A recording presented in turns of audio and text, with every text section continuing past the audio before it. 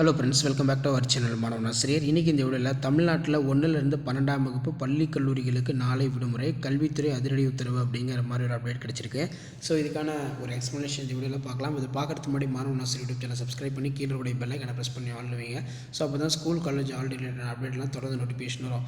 So தமிழ்நாட்டில் 38 மாவட்டங்கள் இருக்குது. இந்த 38 மாவட்டத்தில் குறிப்பிட்ட பண்டிகை, இடைத்தேர்தல், தலைவரோட பிறந்தநாளை முன்னிட்டு பள்ளிகளுக்கும் கல்லூரிகளுக்கும் விடுமுறை வழங்குவது வழக்கம்.